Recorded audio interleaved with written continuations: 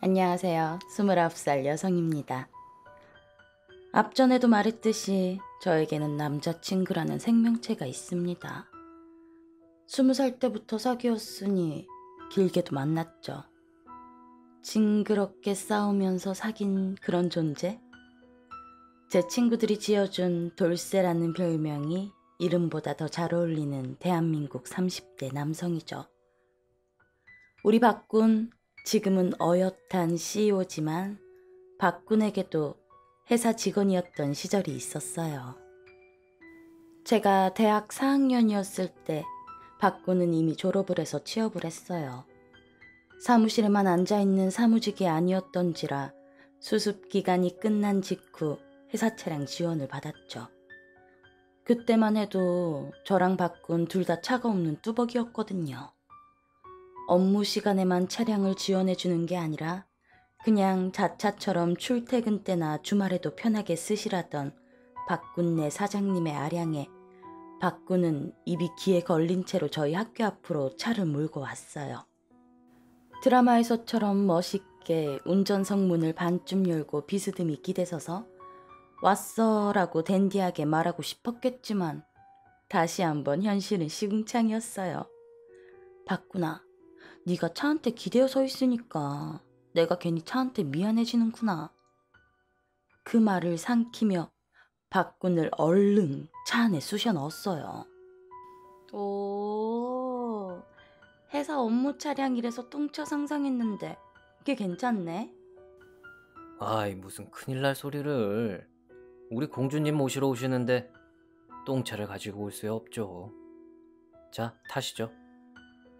그리곤 저흰 쓰잘데기 없는 대화를 나누며 차가 생기면 꼭 가보고 싶었던 자동차 극장으로 직행했죠.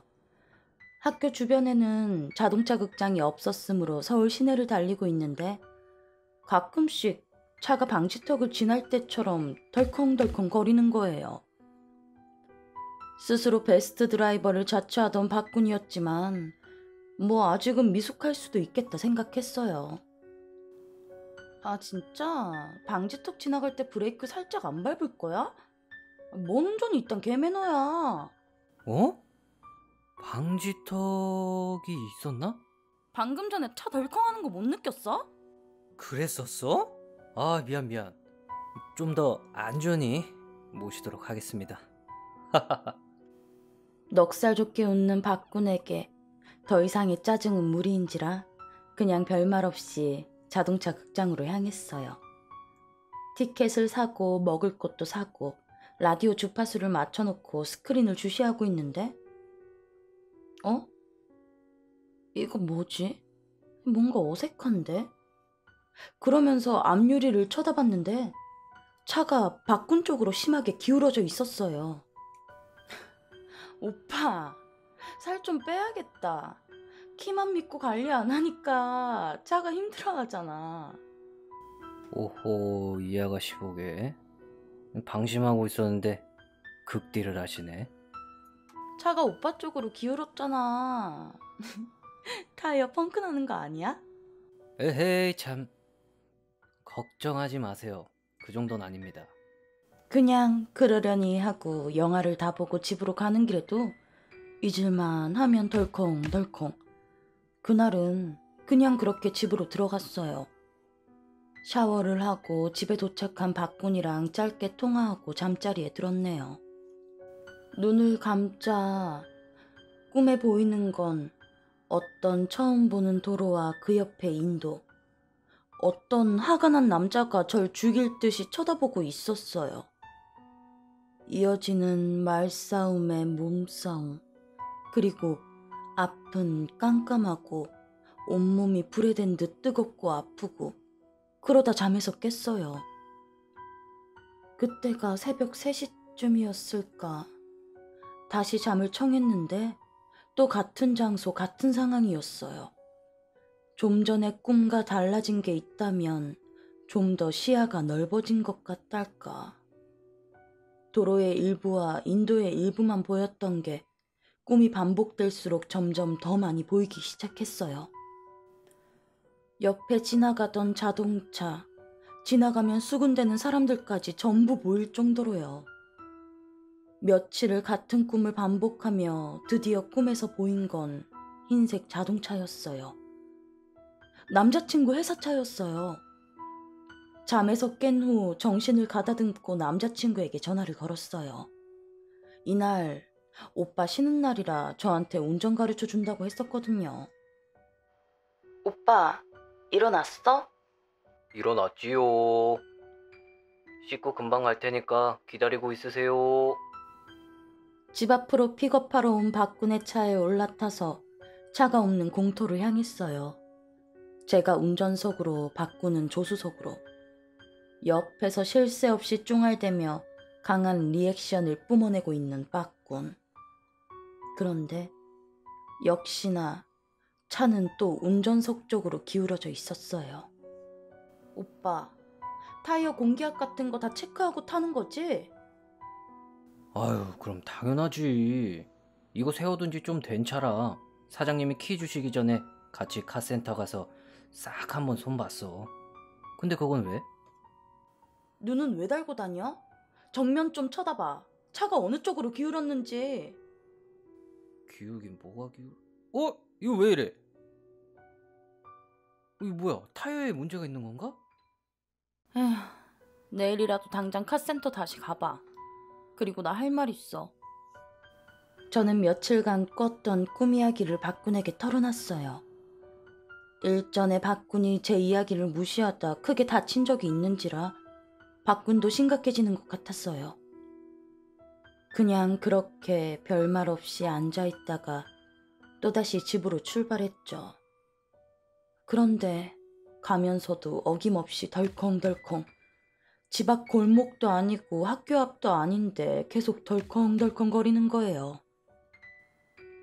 오빠, 방직턱 지나갈 때 브레이크 좀 밟으라니까? 차가 너무 흔들리잖아. 뭔 소리 하는 거야? 지금 방지턱 안 지났어. 너 저번부터 되게 예민하게 군다? 꿈 이야기와 차 문제로 예민해져 있던 저와 박구는 그날도 어김없이 파이팅 했죠. 그렇게 인사도 안 한 채 박군과 저는 각자 집으로 귀가했어요.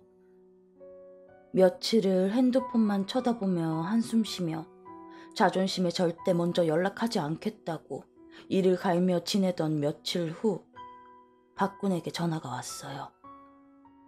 희야, 나 할 말 있는데 오늘 잠깐 볼 수 있을까? 나 오늘 바빠. 바쁘구나. 저 근데 꼭 네가 들어줘야 하는 말이야. 너한테밖에 이런 말 못한단 말이야. 아, 무슨 일이 생겼구나 하는 생각에 자존심은 곧게 접어두고 박군과 저녁 때 집 앞에서 만났어요. 그리고 박군이 털어놓는 이야기는 그 주 월요일부터 거래처 담당자들과 다이렉트로 업무를 분담하게 되어 거래처 사람들과 인사도 시켜줄 겸 하여 조수석의 과장님을 모시고 일을 하러 다녔대요. 여기저기 돌아다니며 인사도 하고 하루 종일 운전하느라 허리가 뻐근해질 때쯤 옆에 타셨던 과장님이 이봐, 박대리. 운전이 너무 와일드한 거 아니야? 박구는 상사를 옆에 태우고 운전한다는 중압감에 최대한 조심스럽게 운전했다고 해요. 방지턱 브레이크로 짜증내던 저의 얼굴을 떠올리며 정말 조심스럽게요. 죄송합니다. 제가 주의한다고 했는데 좀 더 조심하도록 하겠습니다. 그리고 그 다음 날도 역시 과장님은 운전 지적을 하셨대요. 오전부터 시작된 운전 지적에 짜증이 치밀어 오른 과장님은 박군에게 자리를 바꾸자고 하셨고, 그렇게 박군은 조수석으로 쫓겨나 과장님이 운전하시는 옆자리를 지켰대요. 근데 이게 뭔가? 분명 전방엔 흠없이 잘 닦여있는 아스팔트만 뻗어 있는데 잠시 딴 생각 할라 치면 덜컹, 또 잊을만 하면 덜컹. 박군은 그때 느꼈대요. 차가 뭔가 밟고 지나가는 느낌이라는 걸. 그리고 정비소에 부탁드려 다시 살펴본 차임에도 어김없이 운전석 쪽으로 기울어져 있는 차. 박군은 그때서야 저의 말과 꿈을 떠올렸다고 하네요. 한심하게 바라보는 제 눈길을 외면하며 희야, 너는 눈을 그렇게 뜨면 안 돼. 굉장히 못나진단 말이야. 그리고 말이야, 금요일에 우리 회사 회식을 한대. 사장님이랑 부장님이 정말 빈말이 아니라 여자친구를 꼭꼭 데려오랬어.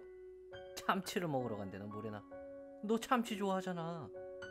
그날 데리러 올 테니까 기분 좀 풀어. 덩치에 어울리지 않는 애교를 피워대는 박군에게 그냥 웃어 보이고 집으로 돌려보냈어요.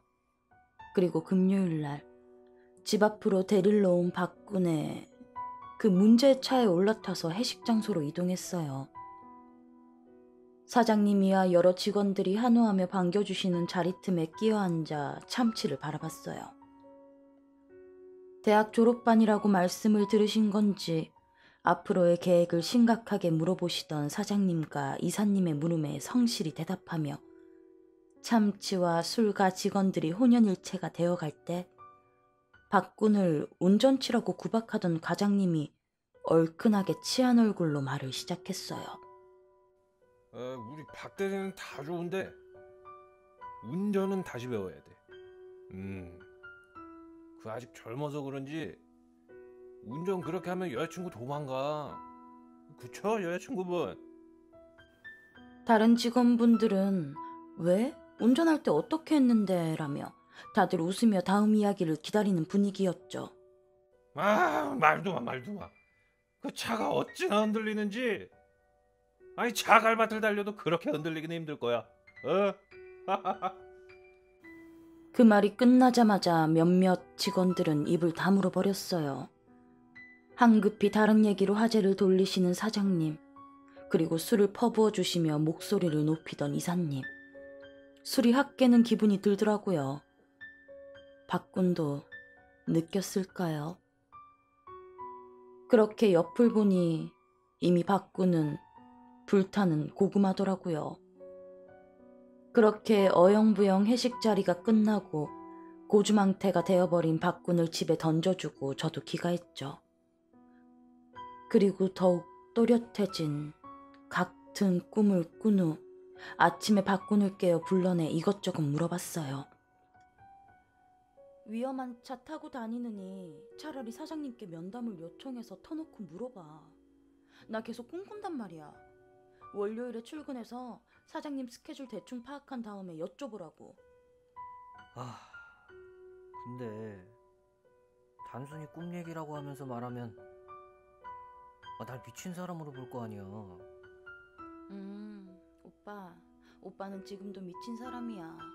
헛소리 한다고 잘리면 내가 얼른 취업해서 벌어먹일 테니까 걱정 말고. 그리고 월요일에 박군은 사장님께 잠시 시간을 내어주십사 요청했고 사장님은 승낙하셨어요. 사장실에 마주 앉아 박군은 차를 처음 탔을 때부터 여자친구의 꿈, 그리고 느낌, 과장님의 말씀 등 하나도 빼놓지 않고 전부 다 말씀을 드렸대요. 미친 사람이라 비웃으실 사장님의 말씀을 기다리던 찰나 그런 일이 있었단 말이지. 이거 어떻게 말해야 될지 모르겠구만. 그 차 사고 났던 차일세. 박군이 입사하기 전에 그 차를 몰고 출장을 갔던 직원이 있었대요. 어느 인도 옆 도로를 지날 때쯤 갑자기 인도에서 젊은 여자가 뛰어들었다고 해요. 직원이 손을 떨며 차에서 내렸을 때 단순히 부딪힌 게 아니라 여자의 몸이 차 밑에 깔려 있었다고 해요. 정신줄을 억지로 챙겨 잡으며 경찰과 보험회사 등을 불러 수습을 하고 직원이 운전할 당시 규정 속도, 앞차와의 간격, 주변 CCTV, 주변 사람들의 목격까지 사람이 다친 건 너무나 큰일이지만 법률상 그 직원의 가실은 거의 없는 걸로 결론 지어졌대요. 사고 후에 경찰서에서 들은 이야기는 인도에서 크게 싸우던 그 여자와 어떤 남자. 그 남자가 여자를 차도 쪽으로 밀친 건지 아니면 여자가 홧김에 차도로 뛰어든 건지 그 남자는 경찰서에서 한마디 말도 못하고 있다는 이야기였죠.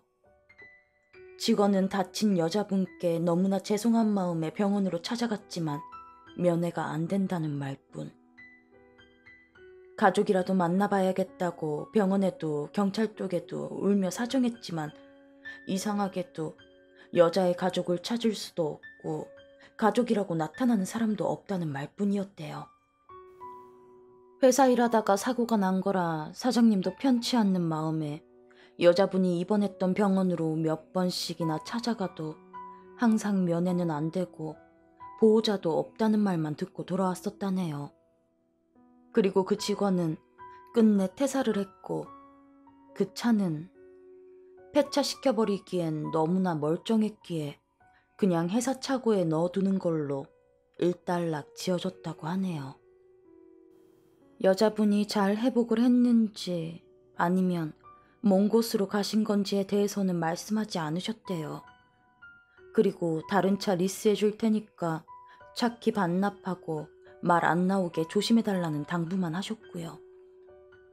퇴근하고 집으로 찾아온 박군의 말을 듣고 전 막연히 여자분이 돌아가셨다고 생각했어요. 20살이 지나고 나서 눈에 들어오는 것들 중 가장 마음이 안 좋았던 건 괴롭게 다치거나 죽을 위기에 처해졌던 그 상황을 끝없이 반복하는 영혼들이었으니까요. 수명을 다하여 돌아가시는 분들과는 달리 어떤 특정 행동을 끝도 없이 반복하는 모습이란 꿈에서 제가 느꼈던 깜깜한 후에 그 고통은 어쩌면 그 여자분의 사고 당시에 느꼈던 거겠죠. 그리고 끊임없이 덜컹거리던 한쪽으로 기울어져 있던 그 자동차도 마찬가지고요.